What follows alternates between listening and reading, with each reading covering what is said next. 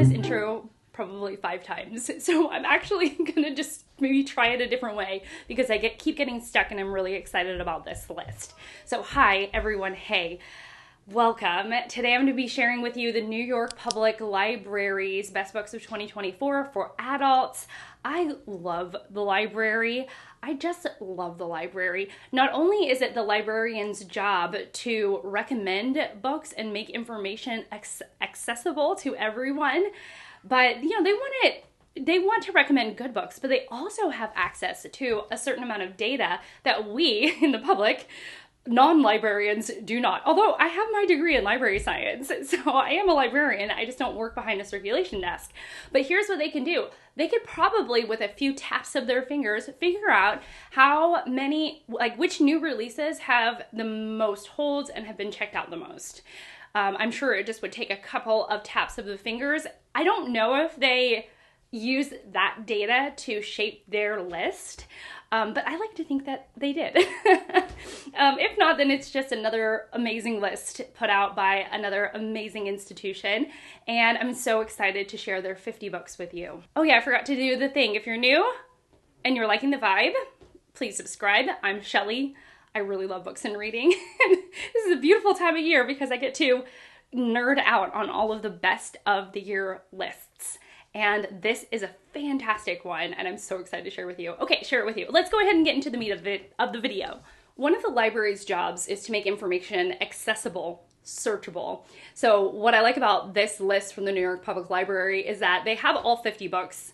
You can just look through them all in no particular order, or you can click on the sections, the filters that they've built into this list in particular, and filter out what you want to see. So if you're only looking for biography and memoirs, they have a little tab, a filter that's just the biography and memoirs from the 50 books that they've chosen are the best.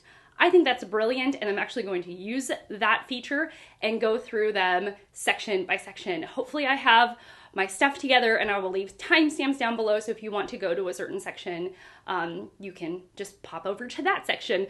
But with having said that, we're going to start with biography and memoir. My computer is right here. So the first one is My Good Bright Wolf by Sarah Moss. This is a memoir that is about girlhood, second wave feminism, anorexia, and literature. Sarah Moss's book is a memoir, and it's noted to be a very poetic memoir. So next is Alexis Grubb's biography of Audre Lorde, who is a self-proclaimed Black lesbian warrior mother poet. And I guess this is incredibly well researched, and it's going to be looking at the artist herself and her philosophy. Comics is the next section, which I was so glad that they included. I think that this is graphic novels, it might be some manga. It seems like it runs the gamut, but whenever I see a comic or whenever I see books that have visuals, I want them. I want them for myself. I want to tangibly touch them and open them and feel the pages and look at the art. That is my knee-jerk reaction to a list like this. And so the first book is entitled Brittle Joints, and it's by Marina Sweeney. It looks like this is a meditative memoir by Sweeney, who is talking about having a degenerative disease and the often callous treatment she had with doctors and social services. Next is from an illustrator or an illustrative team that I'm familiar with, Rom V, who actually won several awards for a graphic novel that I read, which was The Many Deaths of Layla Starr, which is an incredible graphic novel. Now, from the same team, we're getting Rare Flavors, which is about a cook, a down-to-earth cook who wants to be Anthony Bourdain. And it says this masterpiece is marrying the supernatural Indian cuisine and the cutthroat world of chef-driven celebrity. So it is about a team that is trying to get this one chef to be the next Anthony Bourdain, and they're traveling all around. But obviously the supernatural comes in, and it's supposed to be really fantastic. The next book looks very punk rock. It's set in 1980s New York, and our characters have steel-toe boots and fishnets and leather jackets, and it is Sirens of the City by Joanne Starrer. The next looks like a graphic novel, but I'm not quite sure if it is or not. It is entitled Sketchy, Volume 1 by Maka Hirochi, and it is translated from the Japanese by Althena Nibley. It is about a character who is awkwardly approaching her 30s and ends up diving into the world of skateboarding. The last book in this section is going to be what they're calling this illustrator's masterpiece. This illustrator retired 30 years ago, and they're coming out of retirement to do this piece, their magnum opus. And it's called Tokyo These Days Volume 1, and it is by Matsumoto, translated from the Japanese by Michael Arias. We're at crime, mystery, thrillers, that section, and the first one is Agnes Sharp and the Trip of a Lifetime. Apparently they're at Duck End Retreat, a coastal hotel that has had a series of murders. Agnes Sharp watches this couple walk away, and only one of them returns. Our next book looks like it's playing with Shakespeare's Romeo and Juliet. Interesting to see it in the murder section. And the book is called A Daughter of Fair Verona by Christina Dodd. The little blurb says this: the eldest daughter of Romeo and Juliet rejects the betrothal planned by her parents and tries to find the groom-to-be a more suitable bride. A book that continues to make all the lists, and it is The God of the Woods by Liz Moore. Murder mystery, well, actually not murder mystery. This is missing children. Two missing children from the same family, though they're missing decades apart, from the same summer camp as well. So who is to blame? Campers, people who work at the camp, parents? We don't know. Well, you do find out. Post-apocalypse meets murder mystery in this next book, and it's called The Last Murder at the End of the World. So basically there's a fog that is killing anyone who touches it, and there's an island with only 122 villagers, 3 scientists, and they're all living in harmony until one of the scientists is stabbed to death. Harry's joining me. The next book is Smoke Kings by Jamal Mayfield. So after his little cousin is murdered, a young black political activist named Nate Evers decides to confront people about this murder until he confronts the wrong person. We've entered fantasy. So the first one is The Dead Cat Tales Assassin by P. Dejeli Clark. This is about a main character who goes to a festival and is confronted with her past, a past that she is not supposed to remember. The next is Leigh Bardugo's The Familiar, which has made so many lists, y'all. And basically this is about Luzia, L-U-Z-I-A.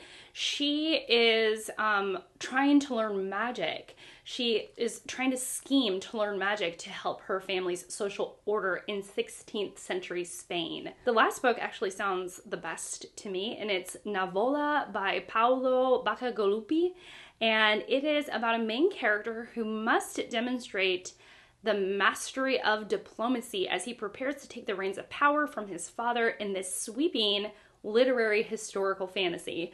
I think it was just the term historical fantasy that got me. I'm being kind of judgy with this fiction section. So the first one is Banal Nightmare by Hallie Butler. And this is about a Midwestern college town focusing on 30-something-year-olds trying to figure out their life. Now, at first I liked the cover, and then I came around like full turn and I was like, I don't like this cover, partly because I thought it was a graphic novel when I first looked at it.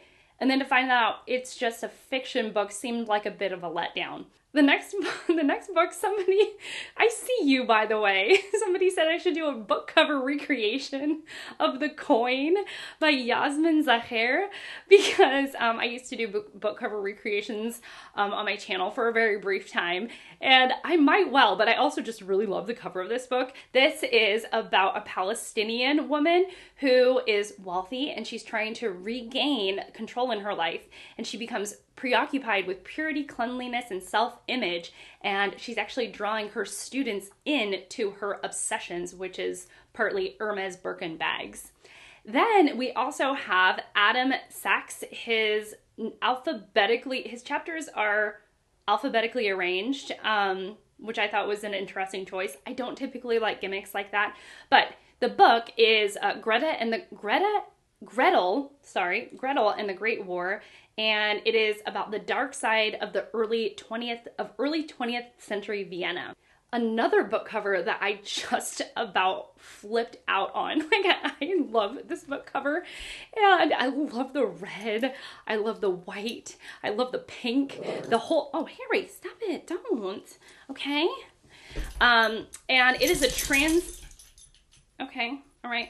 It is it's translated from the Norwegian by, the book is called If Only by Vagdis Jorth. It is translated from the Norwegian by Charlotte Bursland. It is a love affair that consumes this Norwegian woman's life as she careens between love and hate for a man that she doesn't know is worth the sacrifice. Next up is Lesser Ruins by Mark Haber.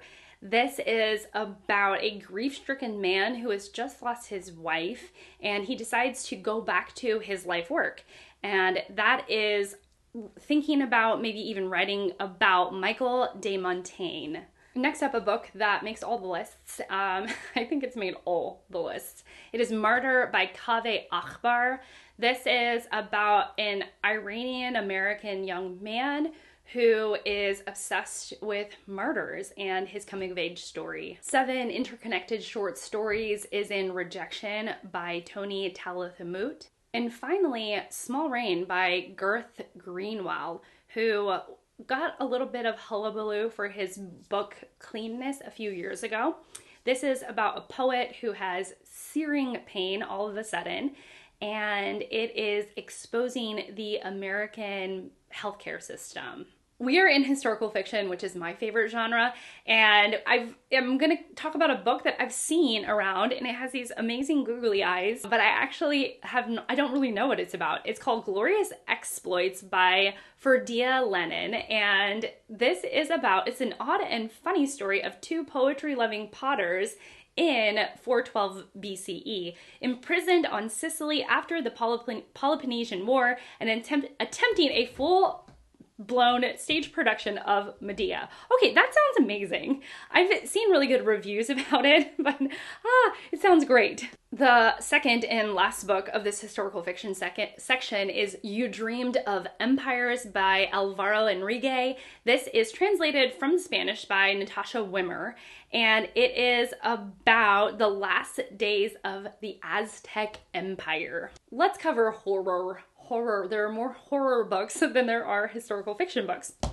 Okay, so the first book is Horror Movie by Paul Tremblay. This is about a movie that was made in 1993, and only 3 scenes of this movie was ever released. It has a massive fan base. Now Hollywood is looking to remake the film. Next up is Sacrificial Animals by Kaylee Pedersen, and this is inspired by the author's own journey being adopted from Nanning, China in 1996 and growing up on a farm in Nebraska. This rich and atmospheric supernatural horror debut explores in ancient Chinese mythology. Interesting. Last up is going to be horror short stories. A Sunny Place for Shady People by Mariana Enriquez, and this is translated from the Spanish by Megan McDowell. Here we are in nonfiction. The first is The Black Utopians by Erin Robertson.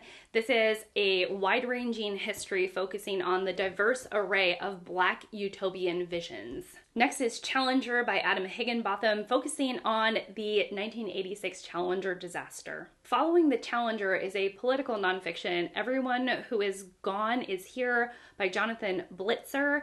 It is about Central American politics and the humanitarian crisis at America's southern borders. A new to me book called Gaslight by Jonathan Mingle. It is about the fight over the proposed Atlantic Coast Pipeline, which began in 2014 and went all the way to the Supreme Court. Next is one of those books that blends nature writing and memoir. It's called The Light Eaters by Zoe Seischlinger, and her focus is on dirt. We go from dirt to nuclear war. The book is actually entitled Nuclear War, a Scenario by Annie Jacobson.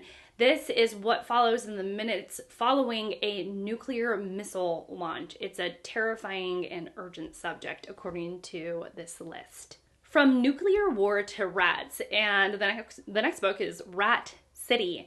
By John Adams and Edmund Ramsden. This is about the effects of overcrowding on rats. If rodents are not your thing, then maybe techno-feudalism is. And this next book is actually called Techno-Feudalism, What Killed Capitalism by Yanis Varoufakis. This is about capitalism's two pillars, markets and profits. And then last up, we have a memoir, and it actually sounds like this, of all these books, this is my biggest cup of tea, or the one that appeals to me the most. There's Always This Year by Hanif Abdurraqib, and this is about somebody who ends up, actually, I think getting some success with basketball, but what it means to have models, and I don't know, the tension, it explores the tension between excellence and expectation, which sounds really beautiful. It's supposed to be lyrical, historical, and emotionally rich. That is a Shelley book right there. My camera battery died, so I have 5 books of poetry to talk about. The first explores themes of violence, guilt, and shame, and is wondering critically about how we can imagine and strive towards a new existence. And that is Bluff by Dana Smith. Next is a debut poetry collection, and it is Book of Kin by Darius Adafet Peckham. The next is a book from an award-winning Palestinian poet entitled Forest of Noise by Moseb Abu Toha. Following that is I Was Working by Ariel Yellen. This is supposed to be a funny office, a funny contemporary take on office culture. And then finally, we have a book that is reflecting about the Mexican-American violence, the violence within Mexican-American communities, and it's called Sons of Salt by Yasaria Salvatierra. 5 romance books to talk about, more romance than historical fiction, but that's okay. Amelie Howard's book, Any Duke in a Storm. It's about an international spy named Lady Elizabeth Metford, who is determined to infiltrate a smuggling ring until her identity is compromised. This is the 4th book in this in Miss Howard's series. Next up is Allie Hazelwood's Bride. And this looks like a supernatural romance. Then we have The X-Vows. This looks maybe like Enemies to Lovers by Jessica Joyce. Then we have Triple Sec by TJ Alexander. This is it's a jaded bartender who is wooed by a charming, quirky couple in a polyamorous rom-com. And then finally, we have a queer romance, and it is You Should Be So Lucky, which I saw on another list, and it is by Kat Sebastian.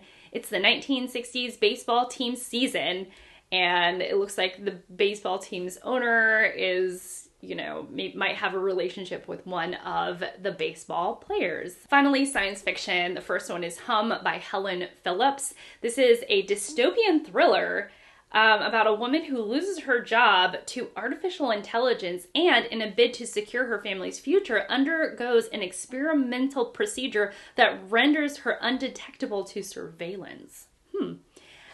Then we have the ever so famous writing duo, James S.A. Corey, and their new book, The Mercy of the Gods. And then finally, we have a translated book, translated from the Japanese, called Suggested in the Stars by Yoko Tawada. And this was translated by Margaret Mitsutani. And this is going to be, this is how the description goes. Haruko, who hails from the now vanished archipelago somewhere between China and Polynesia, and her companions who search in vain for someone who speaks her native language. Sounds like maybe she's like a bit of a first contact story, or something happened to her home place and she's trying to figure out what happened and is simultaneously having difficult communicating. I'm not really sure from that writing there, but it sounds intriguing. Okay, like many books on this list, but that is it. Another list for y'all. Let me know what interested you, what you thought sounded the best. Would love to know that. And yeah, mostly just thanks for hanging out with me. I really appreciate it, and I will see you all in my next one. Bye!